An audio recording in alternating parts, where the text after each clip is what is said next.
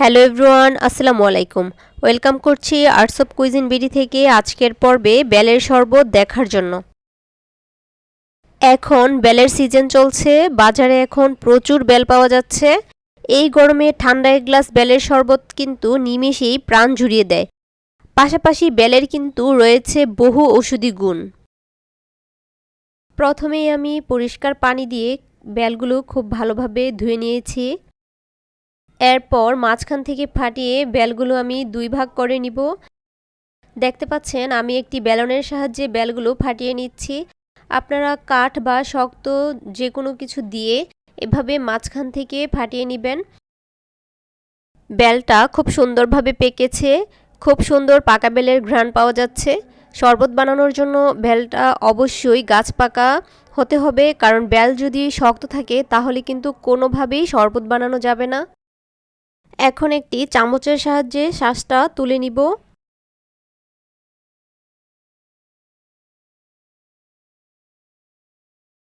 দেখতে পাচ্ছেন চামচের সাহায্যে কিভাবে আমি বেলের শাঁসটা তুলে একটা মিক্সিং বোলে রাখছি।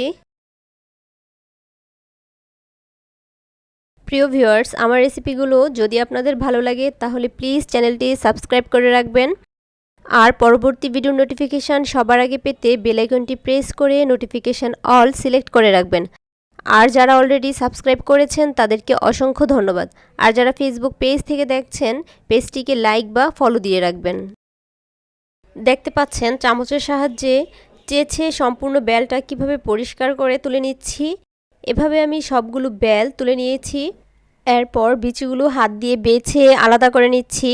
বিচিগুলো একটু আঠালো টাইপের হয় এবং এগুলো কিন্তু একটু তিতাও হয়, সেজন্য যতটা সম্ভব বিচিগুলো বেছে ফেলে দিতে হবে, না হয় শরবতে একটা তেতোভাব চলে আসে। এখন এর মাঝে আমি 1 মগ অর্থাৎ 300 ml পানি দিয়ে দিচ্ছি। এরপর হাত দিয়ে মেখে একটা মসৃণ কাঠ তৈরি করে নিব। বেলটা যদি ভালো পাকা হয় তাহলে কিন্তু খুব সহজেই মসৃণ একটা পেস্ট তৈরি হয়ে যাবে।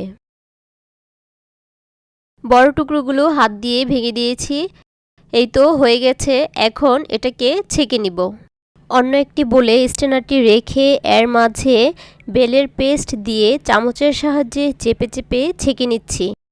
এভাবে স্ট্রেনারের সাহায্যে ছেঁকে নিতে না চাইলে আপনি কিন্তু খালি হাত দিয়ে চেপে চেপে বেলের যে এক্সট্রা আঁশগুলো থাকে সেগুলো তুলে ফেলে দিতে পারেন।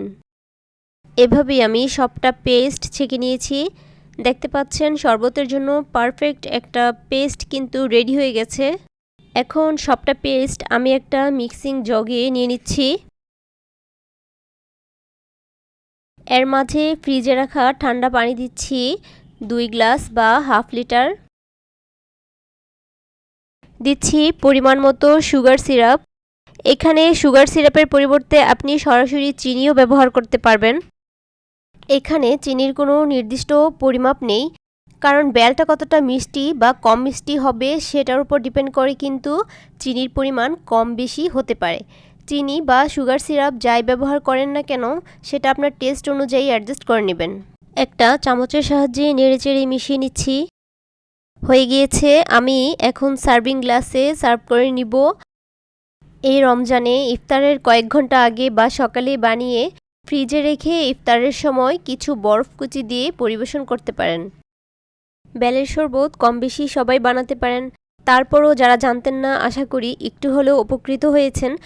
আজকের ভিডিওটি যদি ভালো লাগে তাহলে প্লিজ একটি লাইক দিয়ে ফ্রেন্ডস অ্যান্ড ফ্যামিলির মাঝে শেয়ার করে দিবেন। চলে আসবো নতুন কোনো রেসিপি নিয়ে। সেই পর্যন্ত ভালো থাকবেন। আল্লাহ হাফেজ।